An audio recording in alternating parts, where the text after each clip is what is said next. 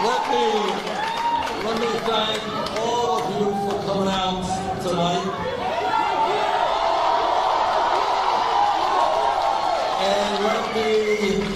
And we have had hundreds of thousands of volunteers in this campaign, and I know that many of them are here tonight. Thank you all very much for your help.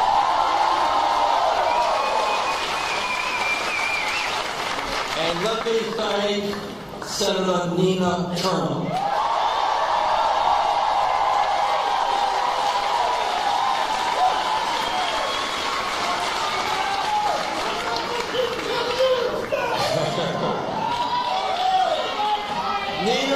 Nina believes in what she calls heart, soul politics.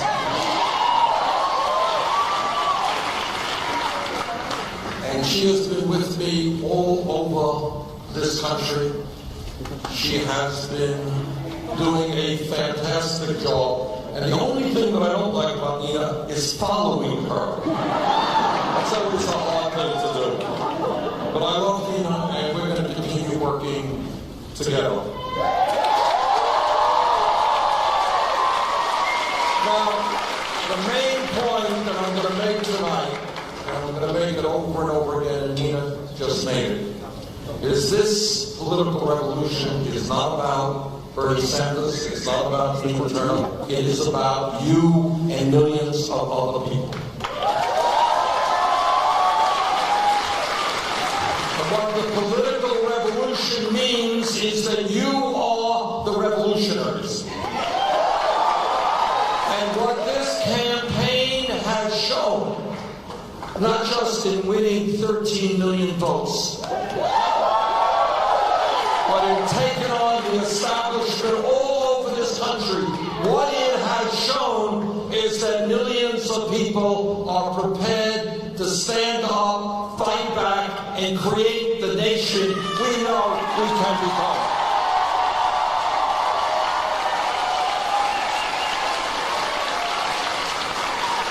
All of you know, who have studied history, that election days come and go, but what is much more important is that political and social revolutions continue.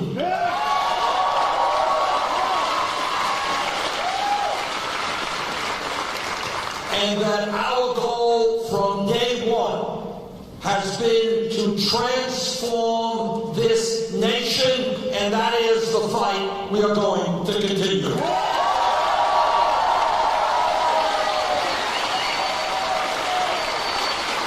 And if you think about American history, think about 100 years ago, right here in New York City, Triangle Fire killed hundreds of workers. But workers stood up and they fought back all over this country. Workers told their employers that it is not acceptable to be employing children in factories who are losing their fingers and their hands around machinery they should not be around. Workers said that we are going to have decent working conditions. We are going to form unions. And the struggle for a strong trade union movement, which all of us must be part of, continues today. Because we know without a strong trade union movement, there will not be a strong middle class in this country.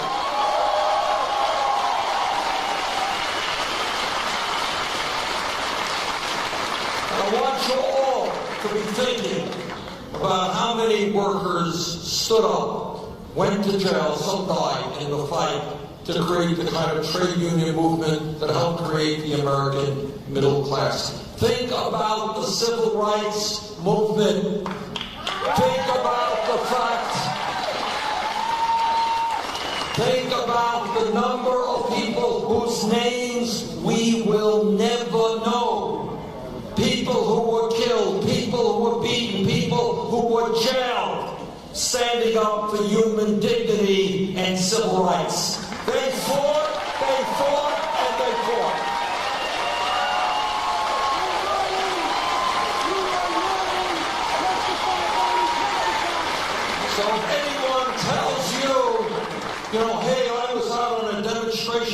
all burned out. We didn't change the world overnight. I'm giving up. Think about those people who struggled decade after decade, gave their lives, and sometimes died in that struggle. Think about the women's movement.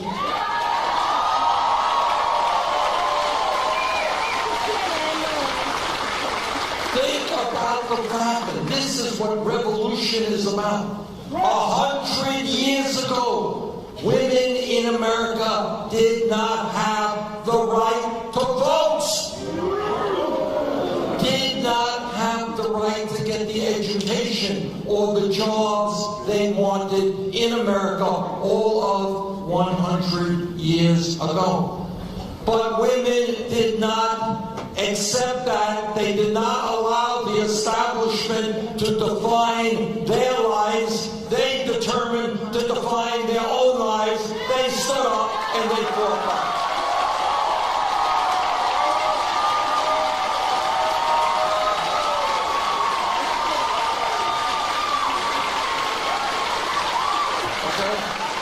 That was 100 years ago. Think about movements that are taking place right now. Think about the gay movement in America. Think about Stonewall.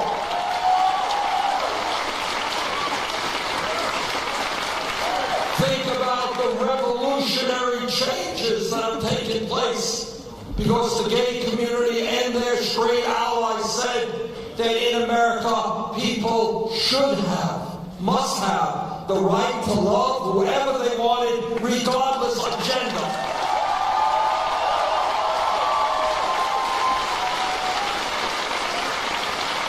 And I want you all to remember, and I was there, a little bit older than many of you, and I was there, and I heard the hostility, and I heard the ugliness, and I heard the hatred. But people stood up proudly and with dignity, and they continued to fight for gay rights. And today you go out, and this is what a revolution is about. You go out and you talk to young people in this country, and you say something like, do you believe in gay marriage? And they say, duh. What are you talking about? What's the problem? That's when you have a revolution.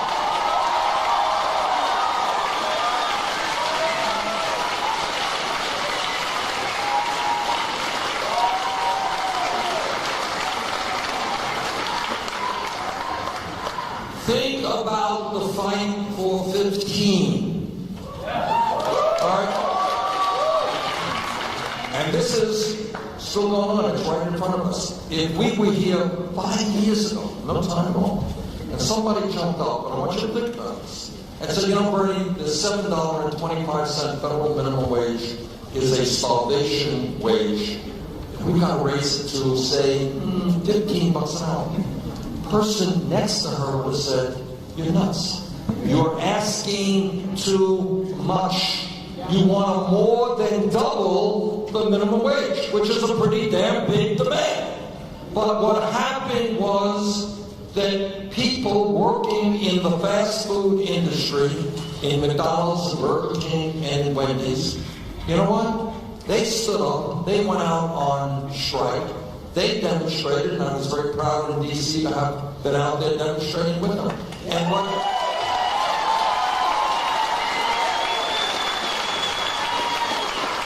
what they told the American people from their hearts, and I listened to them, is we can't make it on $8 or $9 an hour. Do the arithmetic. Try to feed a family at $9, $10 an hour. You can't do it. We need $15 an hour. And then as that idea percolated throughout this country and in Seattle, some very brave city councils out there, they said, you know what? We're going to pass $15 an hour. And then the folks in San Francisco and Los Angeles, $15. And in California and New York State, $15. So here is the point. What the system is designed to do, what corporate media is designed to do, is to tell you that we cannot achieve real change. That the only thing that you can accept is incremental, tiny little changes. And what our campaign has been about and is about is saying, sorry, we're thinking big, we want real change.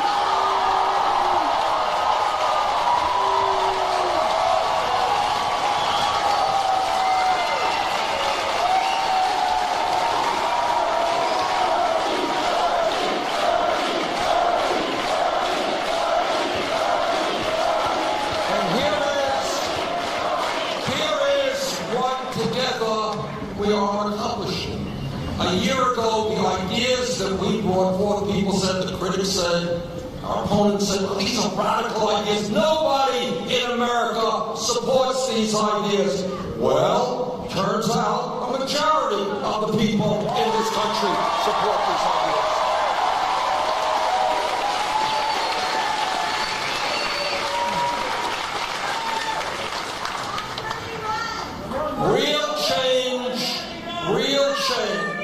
Real change is not easy, and real change never takes place from the top on down, always from the bottom on up.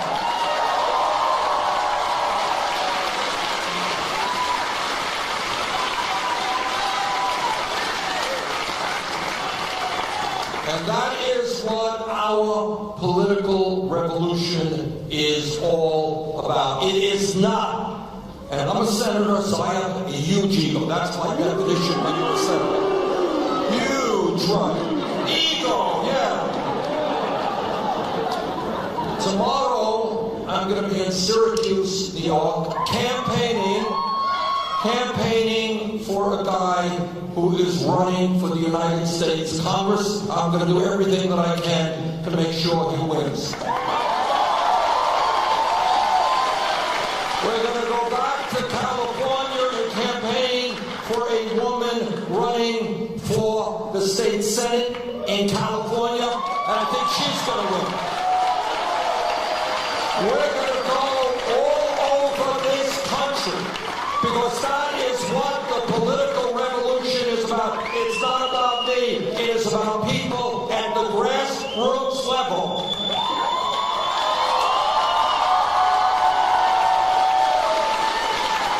It is about people running for school board, for city council, for mayor, for state legislature, for Congress, for the Senate. But it is millions of people getting involved in the political process in a way that we have never seen in the modern history of this country.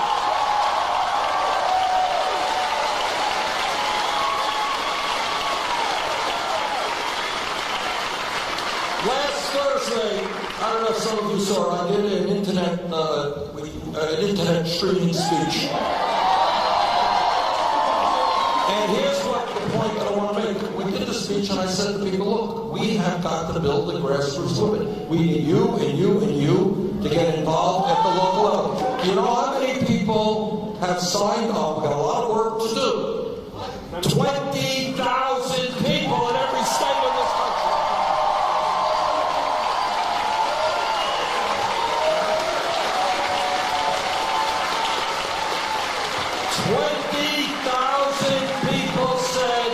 They are prepared to run for office or help other people run for office. And I hope many of you are involved in the same way.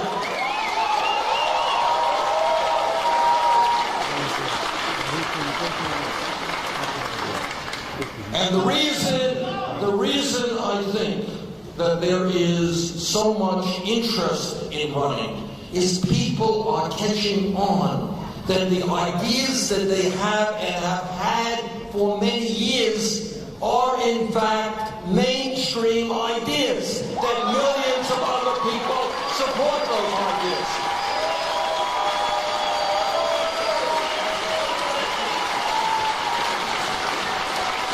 And the other thing that we learned is, you know what?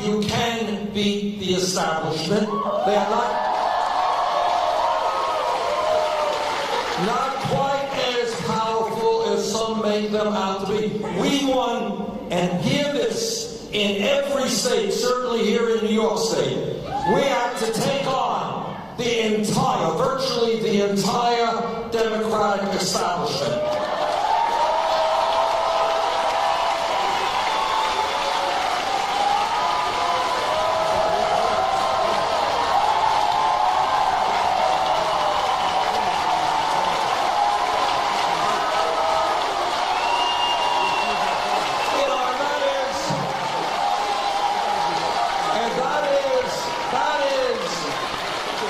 That's not just New York State, that is true in every state in this country, and yet we ended up winning 22 of those states.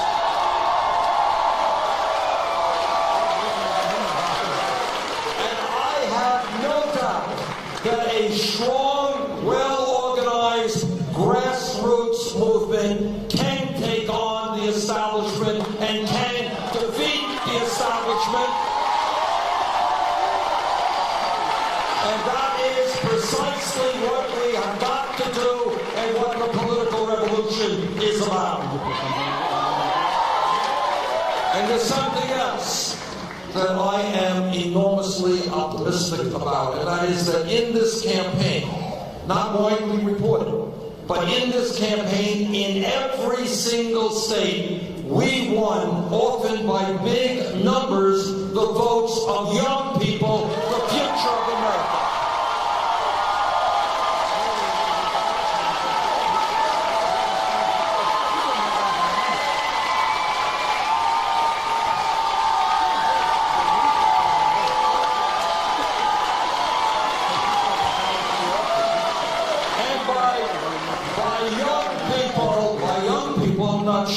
Just talking about the 20-year-olds and the 25-year-olds. I'm talking about people 45 years of age and younger.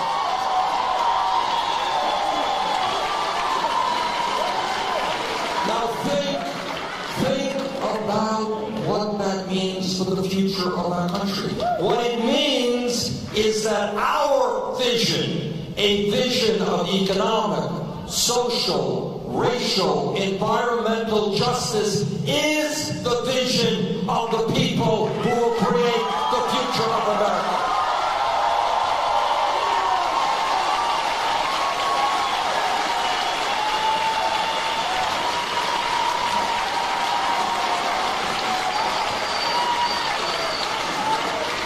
In this campaign, hundreds of thousands of volunteers made 75 million telephone calls.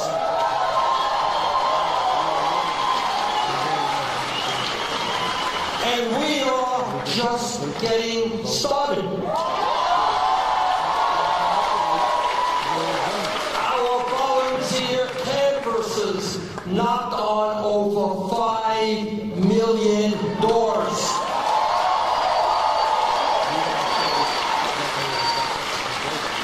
We hosted, and some of you, I expect, did the hosting, 74,000 meetings in every state and territory in America.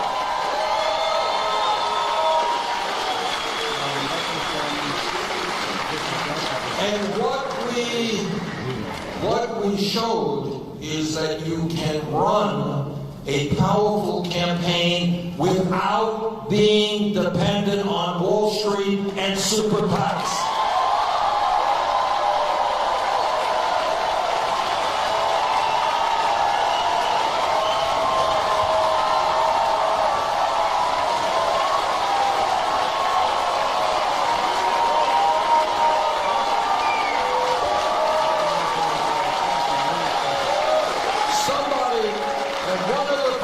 That has humbled me. I read an article, and frankly, I couldn't even read the whole article because it was so moving to me. I just, couldn't become at that moment emotional. I had to stay focused. But what the article was about, they did an analysis. I don't even know how the hell you do it, but they did an analysis of the 2.5 million people who made some 8 million individual campaign contributors, and what they found, and this kind of blew me away, I didn't know this, is that a majority of those contributors were below median income in this country.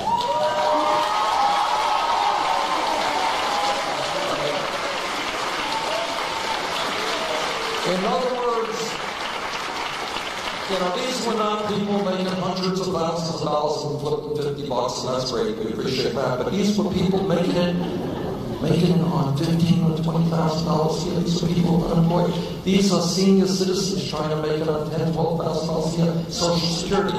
The point that I make, no, not about me. No, it's not.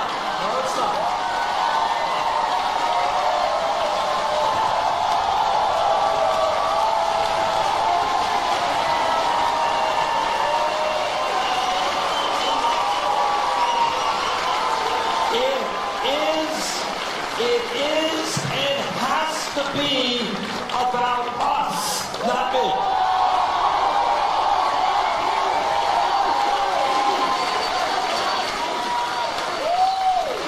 But the point that I'm making when we talk about us, I want you to know that there are people out there trying to make it on $10,000 a year who felt so strongly about what we together are trying to accomplish. They made a $10 contribution, which to me is a lot more means a lot more than a millionaire giving us $2,000. But I want you to know that those people are out there. They believe in what we are doing.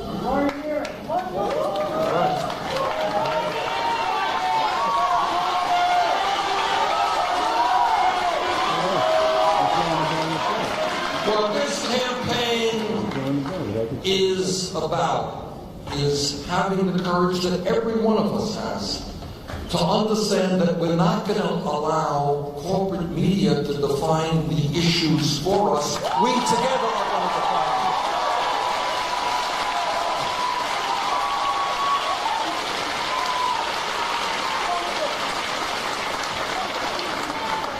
And it means that we have to understand that corporate media will never allow us to talk about reality in America. We have to figure out, and we did this as well, through social media, beginning to talk about reality.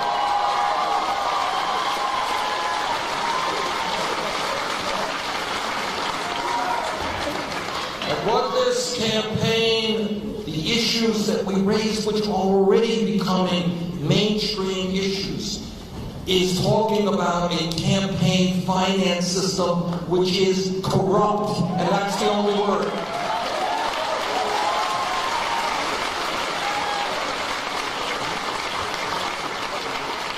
And what corrupt means is right now, literally, right now, the Koch brothers are spending over $40 million on Senate campaigns in order to try to keep the Republicans, right-wing Republicans, in charge of the Senate.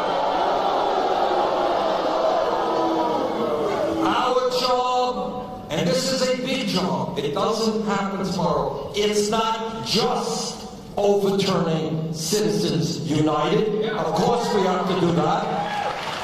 It is not just ending Republican governors' voter suppression efforts.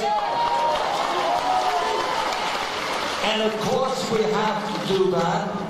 What it is about, and this is not easy stuff, and we have got to do it together, is revitalizing American democracy.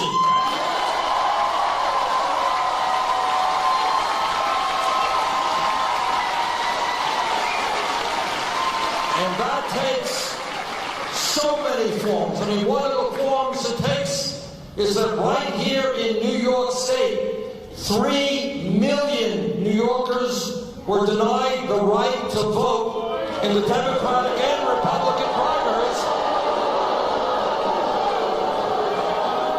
I mean, it doesn't take a politically sophisticated person to figure out that that whole effort on the part of the Democratic and Republican leadership in this state is about making it harder for people to get involved in the political process.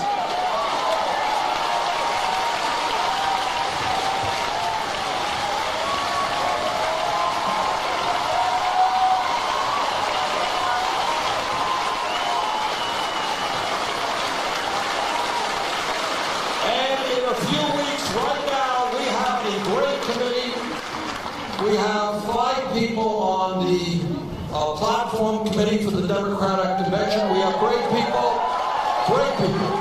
We're going to have great people on the Rules Committee, and one of the issues we're going to be fighting for on the Rules Committee is to end closed primaries.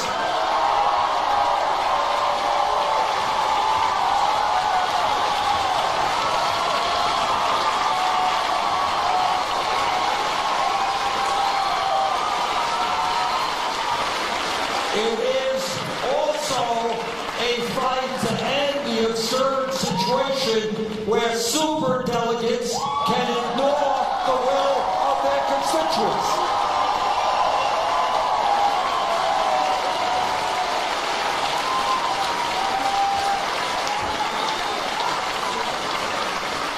We, in some states, won 70–80% of the vote, and you got superdelegates who are not respecting the democratic will of their people. We're going to change that.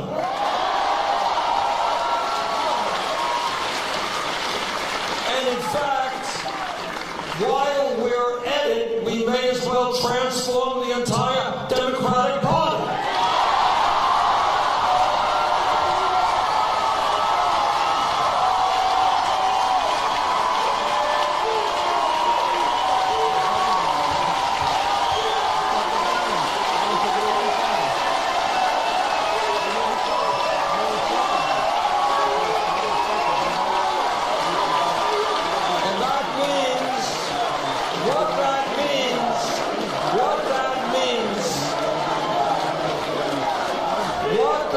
What that means is forcing open the door for ordinary people, for working people and young people, rather than allowing wealthy campaign contributors to be running that party.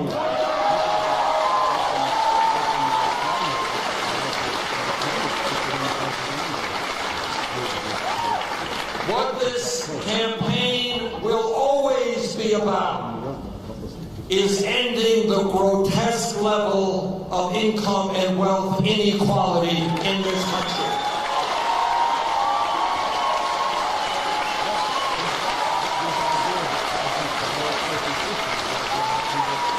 I have repeated these numbers a million times, but every time I say it, and I look at it, and I think about it, it disgusts me. It disgusts me that we have a situation today where the top 1/10 of 1% owns as much wealth as the bottom 90%. Where 20 individuals own more wealth than the bottom half of America, 150 million people. Where in America today, the wealthiest country in the history of the world, the bottom 40% of our people own nothing, and many of them are in debt below water. Our job is to create an economy that works for all of us, not just Wall Street and the top 1%.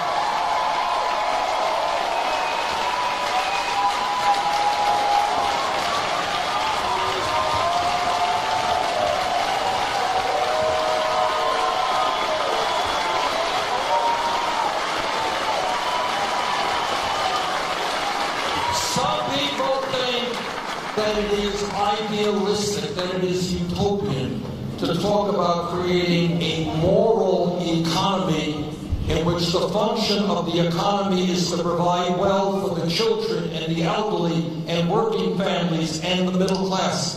I don't think that that is idealism. I think that is the practicality of what we have got to do and do it now, and we can do it.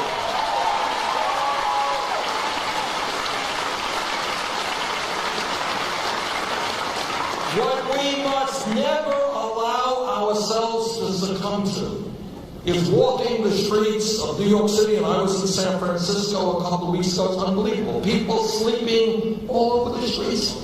Honest to God, I walked past the guy, I didn't know if he was, it's not funny, it was tragic, he was lying there, I didn't know if he was alive or dead.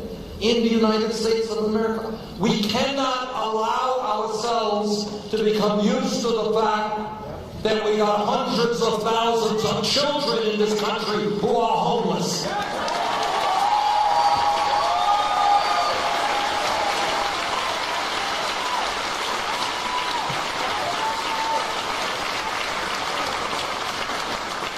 That is our greatest danger, becoming used to it and thinking that it is normal. It is not normal. It is an outrage.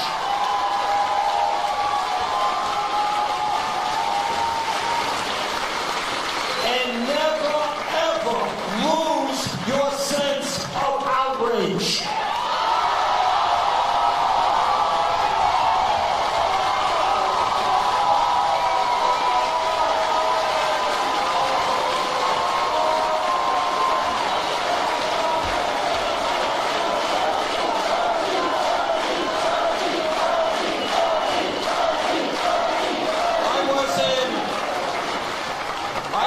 I visited, when I was in South Dakota, a very beautiful state, I visited the Pine Ridge Indian Reservation. Anyone know anything about Pine Ridge? The life expectancy of people in the Pine Ridge Native American Reservation today is lower than many third world countries. Drug addiction, alcoholism, unemployment, poverty, those numbers are literally off the charts. Unbelievable. And yet it continues year after year. I was in McDowell County, West Virginia. Anyone know McDowell County?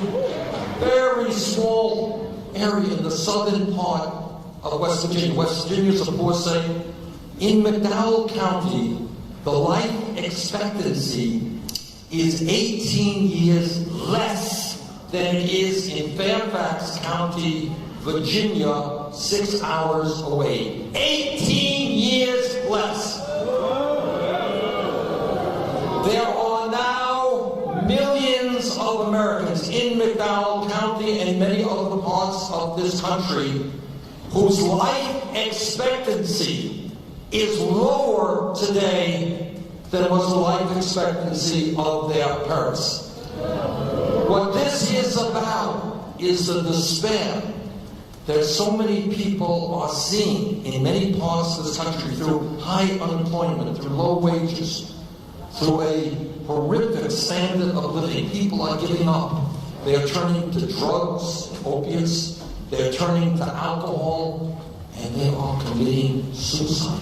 This is going on in America today. This is ahistorical. In other words, what has happened all over the world, virtually all over the world, certainly in wealthier countries, is we live longer for a variety of reasons than our parents did. We expect our kids to live longer than we do. In many parts of this country, because of the despair, that is not happening. Low wages, high unemployment. People are giving up on life. We cannot ignore those issues. We are going to address those issues. We are going to give hope back to people who have lost hope.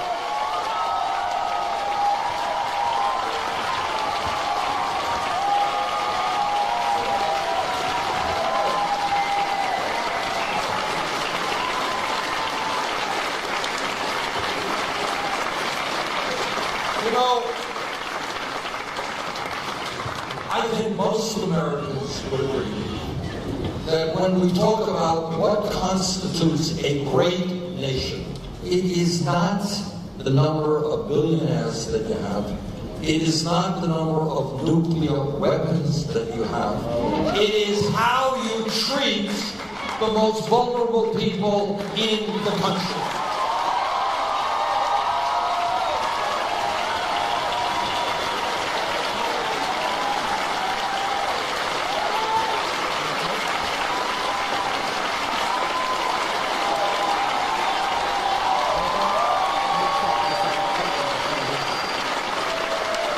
And year after year after year, the numbers cry out at us.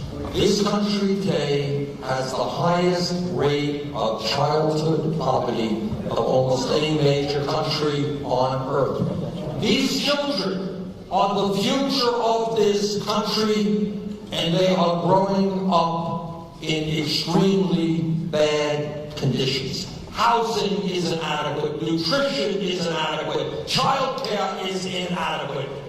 That is not acceptable. If you're a patriotic person who loves this country, you gotta love the children of this country.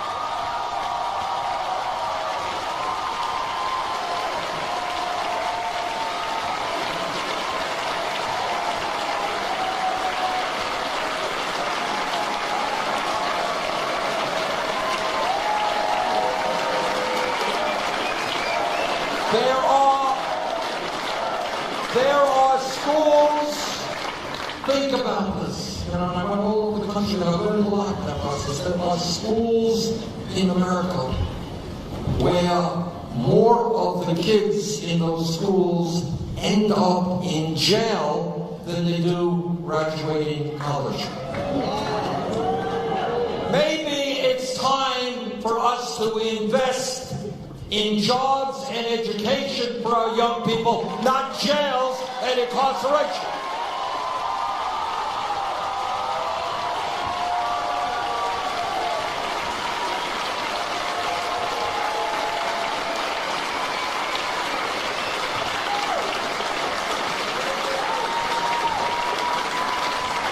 This is an American tragedy. We have 2.2 million people in jail, disproportionately African American, Latino, and Native American people are rotting in jails, and their children and spouses back home are hurting as well. We need major reform of a broken criminal justice system.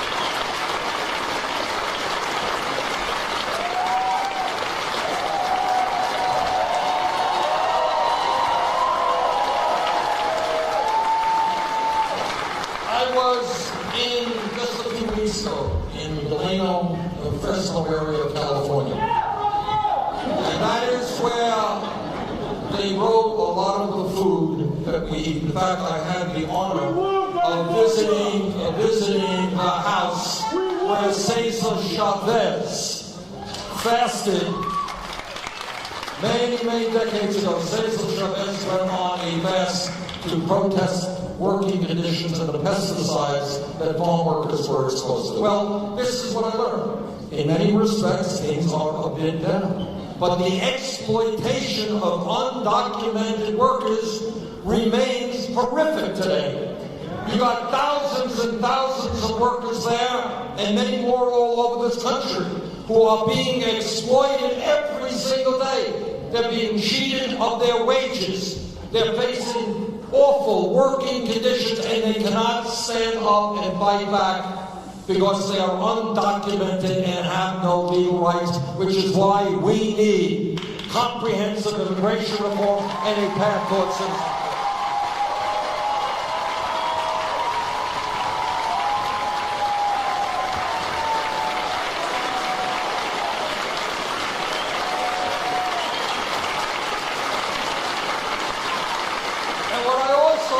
I didn't notice, you know, you go around the country and you see things you learn. I didn't notice.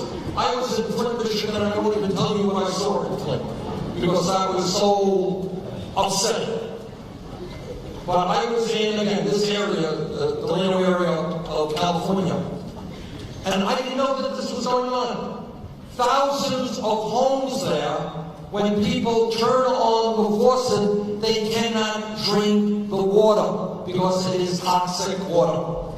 They are bathing in bottled water. And by the way, they still have to pay their water bills. So this whole issue is, I didn't know, thousands and thousands of homes, they cannot drink the water that comes out of the tap. which is why, by the way, yesterday we should have banned fracking, and we damn well should do it tomorrow.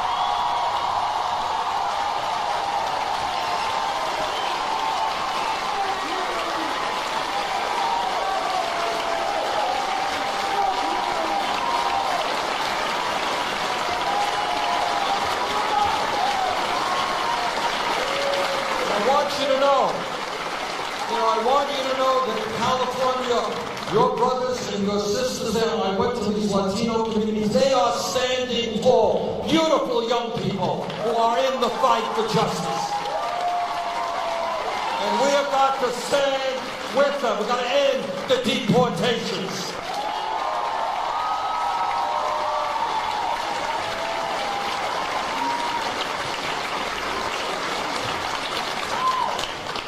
And what thinking outside of the box is about is, again, it's not accepting homelessness, it's not accepting 21% of our children living in poverty. It is also not accepting the reality that today we are the only major country on earth not to guarantee health care to all people as a right.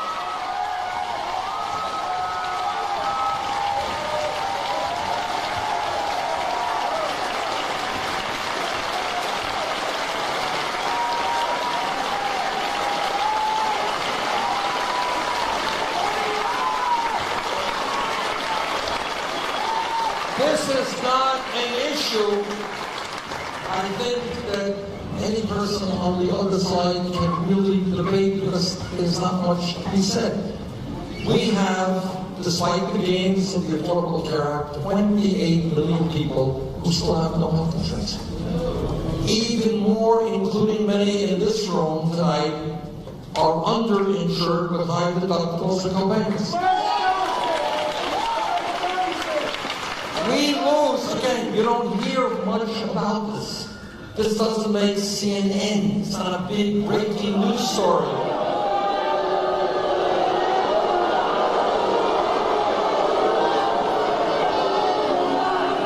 I touched the nerve there, I can see that. All right.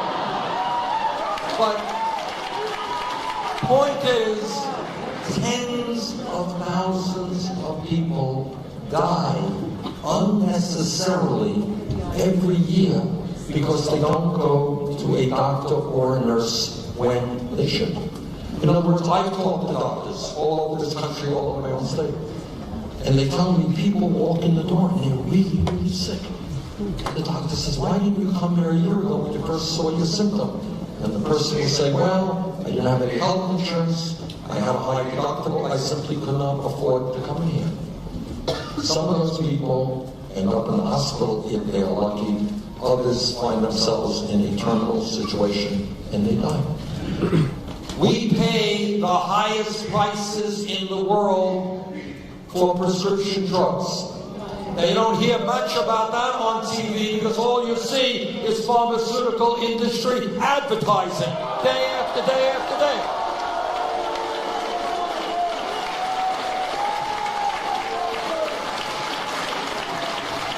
And yet, there are people, and I want you to think about this from a moral perspective. There is medicine out there that can save people's lives.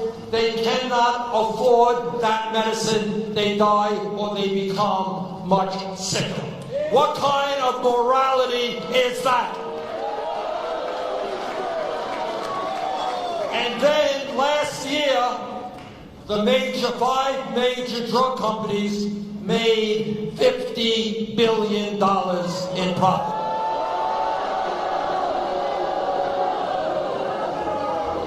We must never, ever, ever lose the vision that health care is a right of all people.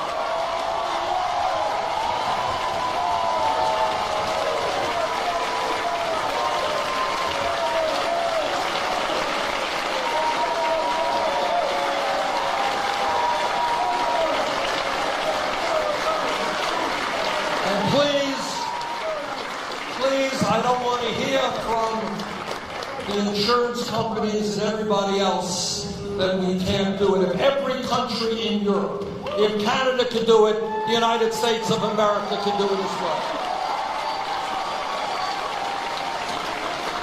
And by the way, just so you know, when you pass a Medicare for All single-payer program, we can save middle-class families thousands of dollars a year on their health care costs.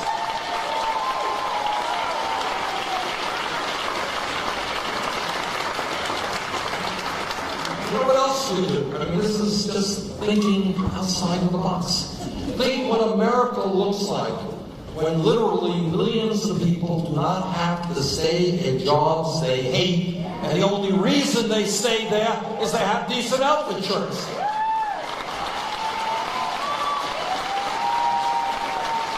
Think of the kind of entrepreneurial spirit that could be unleashed.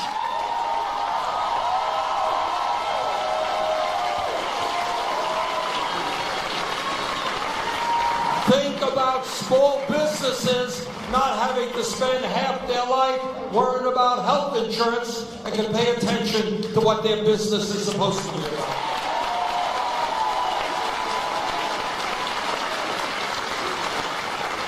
You know, I was very proud, there's a million polls about that, I was very proud to see, that now a majority of Democrats, in fact, support a Medicare for All single-payer system.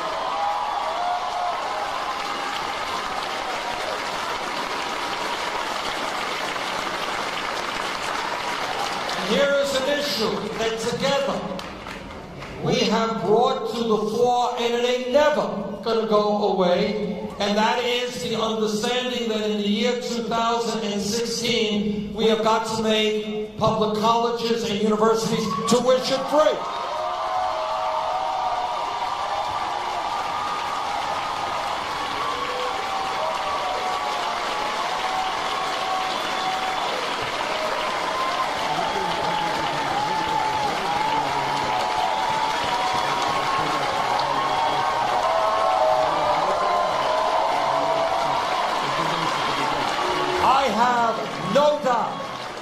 I have zero doubt that this is a fight we are going to win. The only question is whether we win it in the very near future or a few years from now. But all over this country, I am seeing young people say, wait a minute, this is insane. I am going to college, I'm doing my best, and I'm coming out of school $50,000 or $100,000 in debt. That is nonsense. It is unacceptable.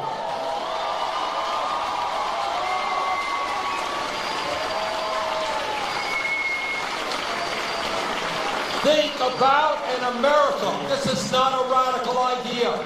This is common sense. This is good for our economy in America, where people of all ages are able to go to school and get the education they need, the training they need. It makes us a much stronger country. And I think it makes a lot more sense to invest in education for all of our people than give tax breaks to billionaires.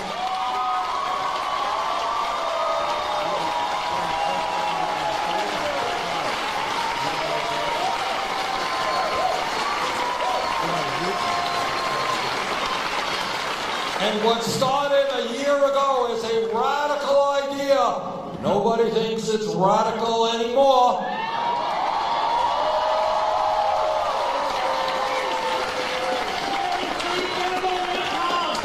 I could give you 1,000 examples of this, but one comes to my mind. In Nevada, we had a young woman, I'd say late 20s, who was working on our campaign. And she came up to me one day and she said, with tears in her eyes, she said, Bernie, before I worked on your campaign, I was making $10.45 an hour.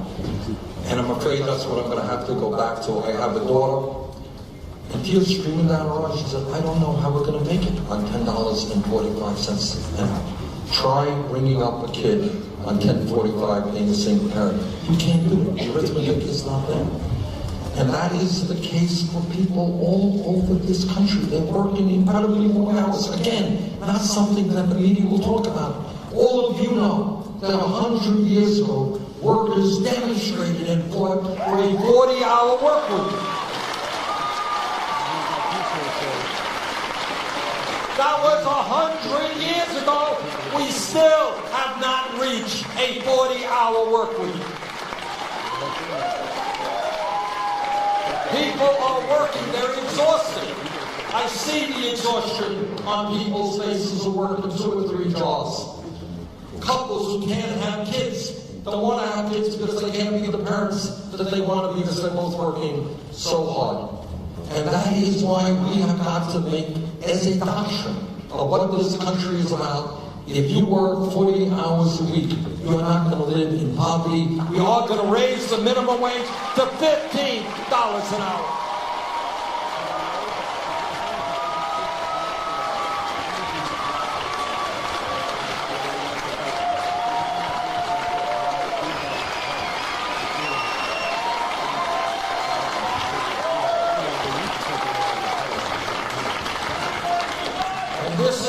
This is a movement which is gaining strength all over this country. We have got to see it happen in every state in America.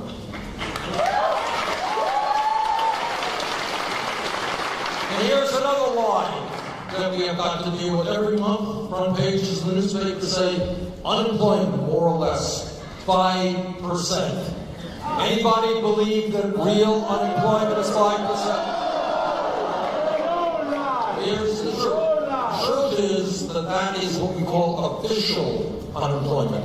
Official unemployment does not include those people who have given up looking for work in high unemployment areas and those people by the millions who are working part-time when they want to work full-time.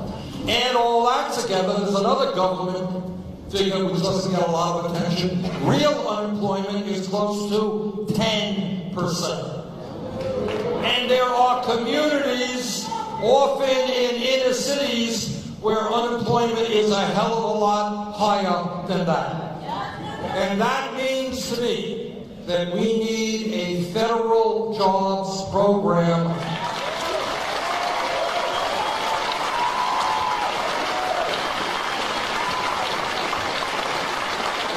and the smartest thing to do is to rebuild our crumbling infrastructure,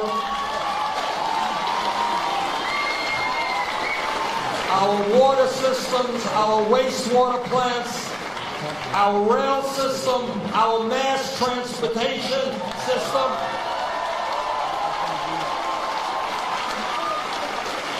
our roads and our bridges. We can create 13 million good-paying jobs. And you know what else we need to do when we talk about infrastructure is build affordable housing in this country.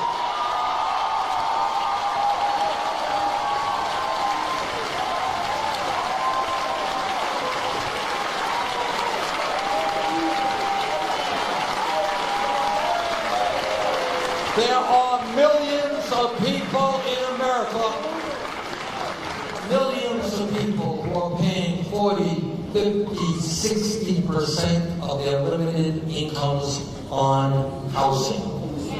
If you spend 50% of your income on housing, you don't have money to do anything else with it. Do not accept that people should be spending half of their income simply to put a roof over their head. Let's build millions of units of affordable housing and put our people to work doing that.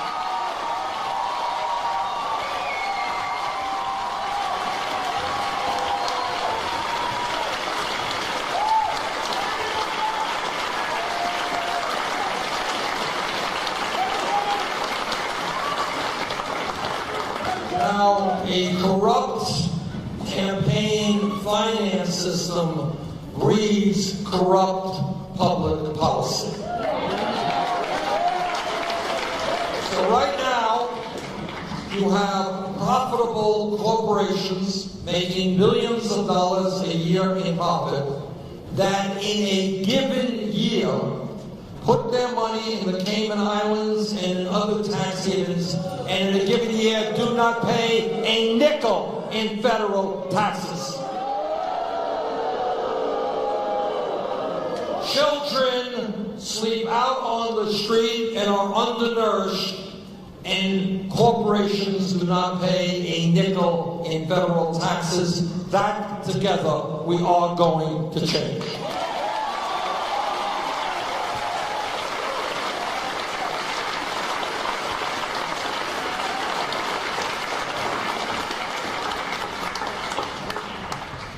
This campaign is about building a broad-based, grassroots campaign organization.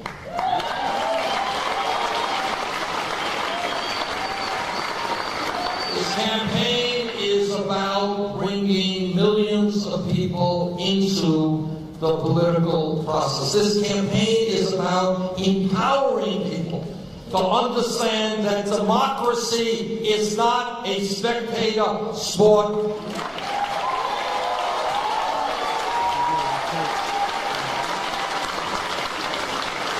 And that when we stand together, we can transform this country.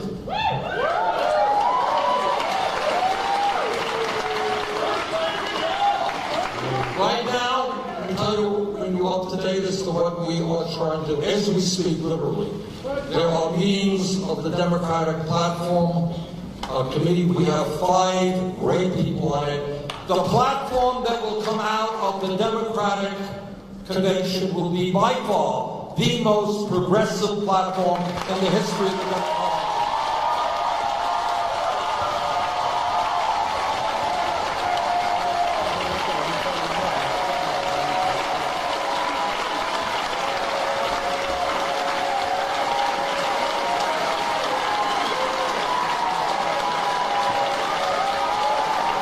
But a platform is 50 or 60 pages of paper. That platform doesn't mean anything unless we make certain that those ideas are incorporated into public policy.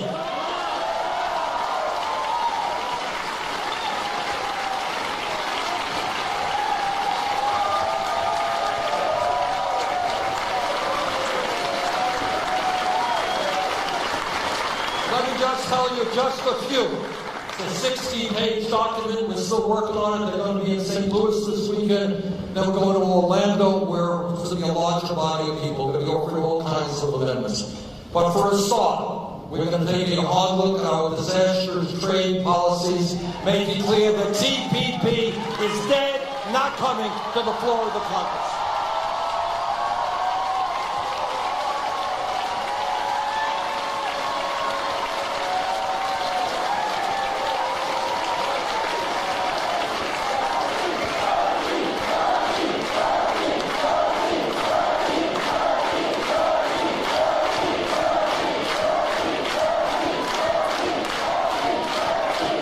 And when and appropriately enough in Orlando, we're going to fight to make certain that we ban the sale and distribution of assault weapons.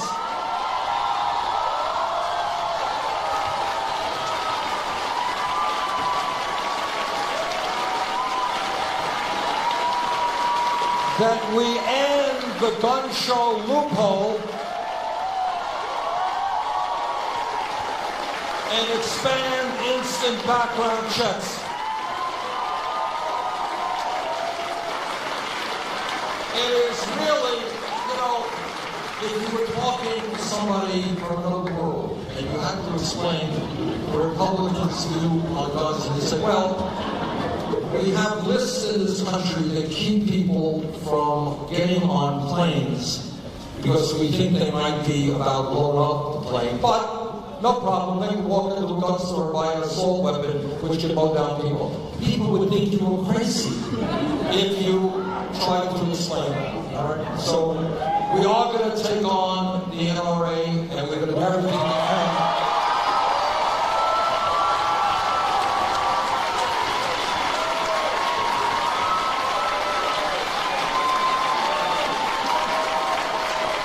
Now here is an example. Of an area where we have already begun to make real progress. 2 or 3 years ago, some of you may remember, You couldn't open up the front page of the paper without hearing about Bowles, Simpson, and all of these guys who thought it was absolutely appropriate to cut Social Security benefits. And it was not just Republicans. There were Democrats as well. We're going to cut. So what if people are trying to live on $11,000? We're going to have to cut their benefits, extend the retirement age, etc. Well, you know what's happened? Since some of us have been raising this issue now, just coincidentally, a majority of Democrats think we should expand Social Security benefits.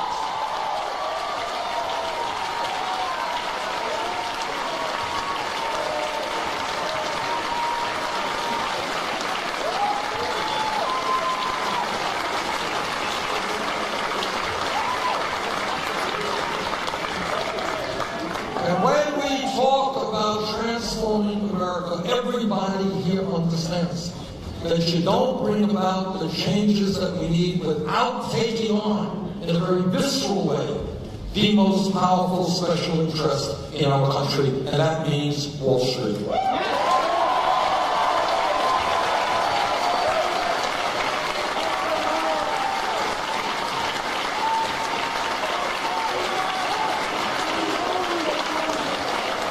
Our goal has got to be, it seems to me, twofold. And this may well be an issue. We're going to bring to the floor of the Democratic Convention. Let people vote on this one.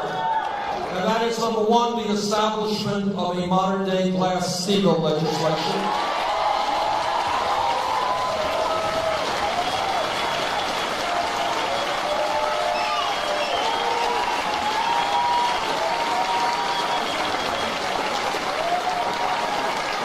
Number two,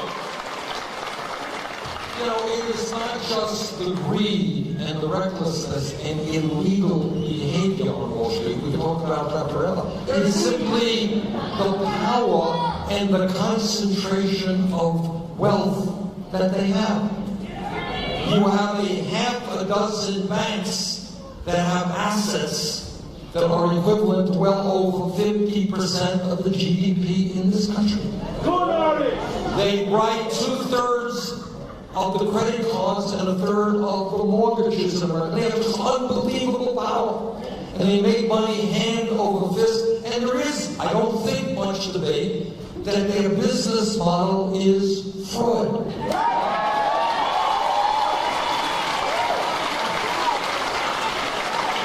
How long do we have to tolerate that kind of greed, which has done so much harm to this country? That is why, in my view, and I think in the view of a lot of Americans, we got to break them up.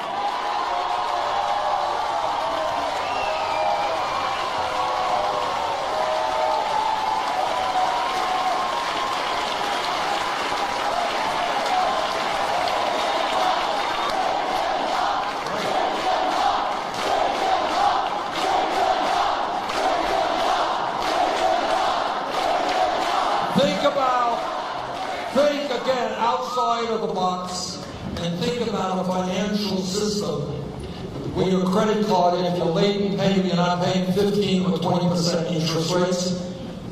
Think about a financial system which is there to actually lend money at affordable rates to small and medium-sized businesses. Think about a financial system which is not an island unto itself, designed only to make outrageous levels of profit. Now, one of the really, we live in a pretty crazy world. And I work in a pretty weird institution called the Congress. And this is what, on top of a lot of other craziness, we have people who come to the floor of the U.S. Senate. As a matter of fact, we even have a presidential candidate named Donald Trump suggesting. All right, we'll get to Trump in a minute, but here's this, listen to this. In just few days ago, I don't know if it's still going on, California, Arizona, they have temperatures of 110, 120 degrees. You got forest fires. You got year after year, the temperature that the planet is experiencing is year after year the highest on record. We're looking at droughts, we're looking at forest fires, rising sea levels, acidification of the ocean.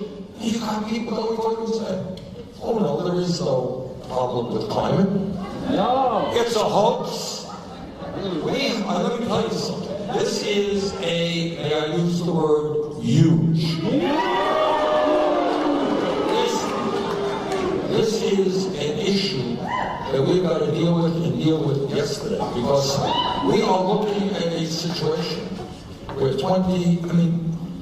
look at weather, you look at it over thousands of years, climate over thousands of years.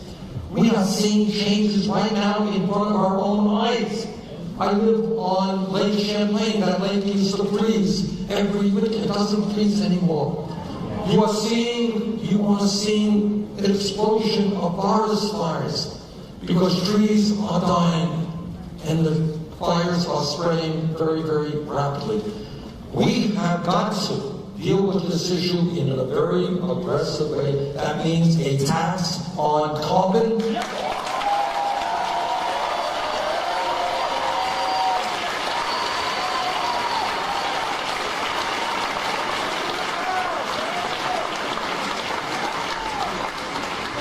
And it means, and I want you again to think about what America looks like. We can create millions of jobs transforming our energy system. I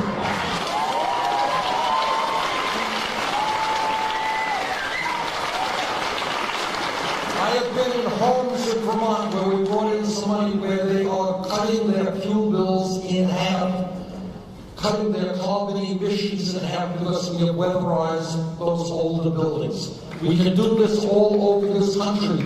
We have some really good news. Despite how slowly we're moving out in Wyoming, right now they're in the process of building the largest wind farm in the world.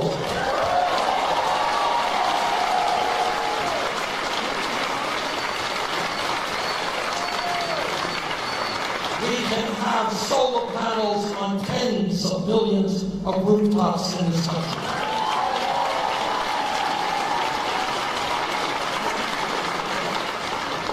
That is exactly what we've got to do. We've got to lead the world. This is not clearly just an American issue. It's an international issue. But I worry very much. I've got 7 beautiful grandchildren. And I will be damned if I'm going to leave them a world which is not habitable.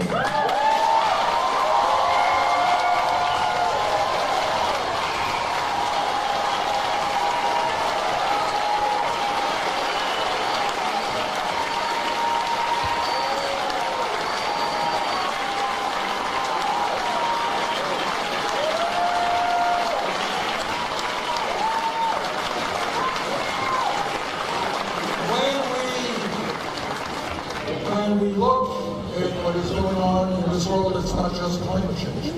What we have got to do is take a hard look at a lot of the waste that is in government, and there is a lot of waste, including the Department of Defense.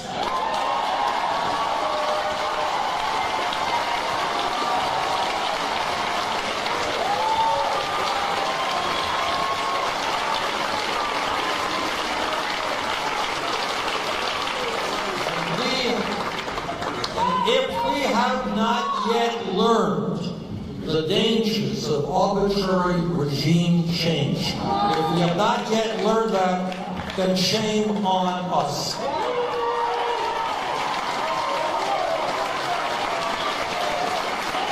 It is not good enough to be talking about overthrowing bad dictators. You got to be thinking about what happens the day after and the destabilization of the region.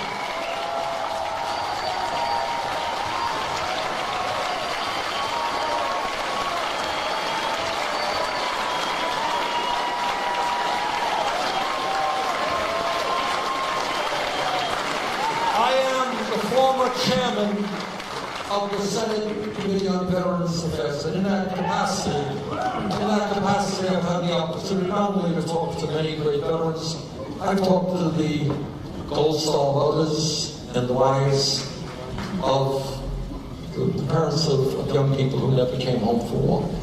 I learned about the cost of war. And the cost of war is that today there are 500,000 people in this country who served in Iraq and Afghanistan who are dealing with the very serious problems of PTSD and traumatic brain injury. That's the cost of war on top of the 6,700 people and the hundreds of thousands of Iraqis and Syrians who have died in this war.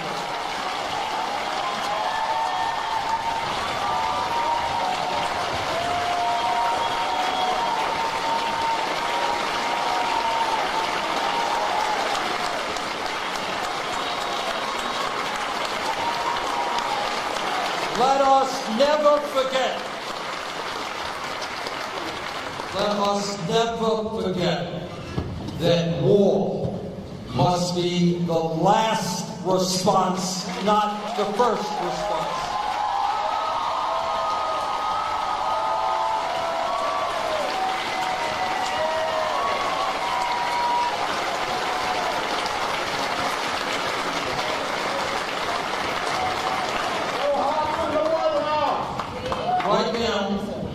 Right now, what we have got to do is to make sure that our campaign is not just about defeating Donald Trump. Of course, we have got to defeat him, and I intend to do everything that I can. I have to run all over this country to do it.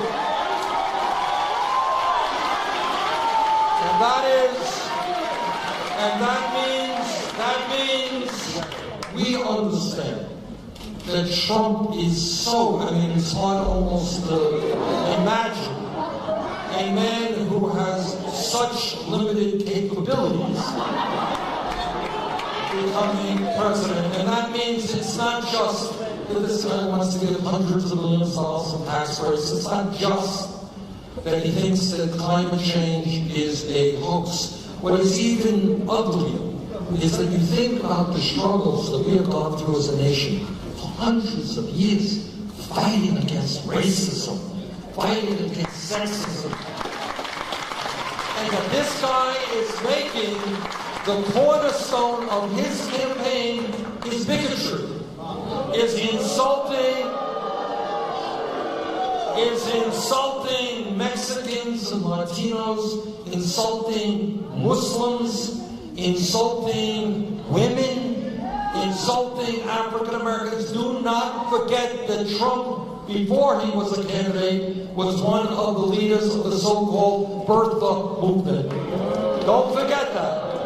And what that movement was about, that effort was about, was to delegitimize, not disagree, delegitimize the presidency of the first African American ever to hold that position. That was what that campaign was about.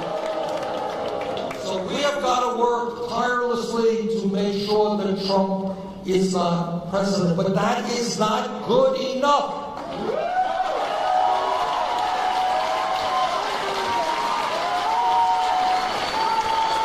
What we have got to do is to continue the vision of transforming this country.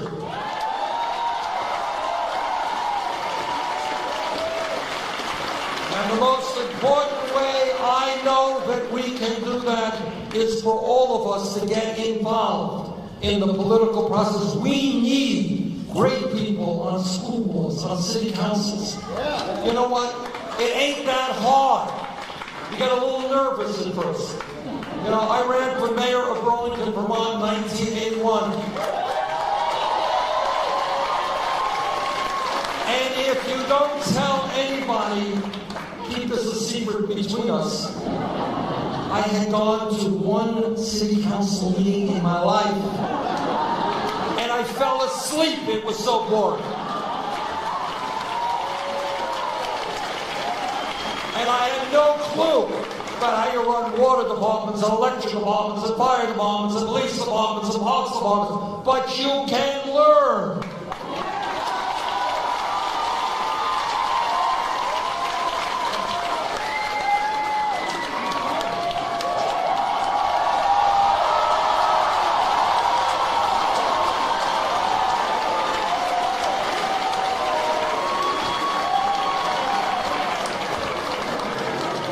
What we have got to do with the revitalization of democracy is getting your hands dirty. Don't be afraid of what you don't know. On your worst day, you'll likely know a lot more than some of these other guys who have the power. So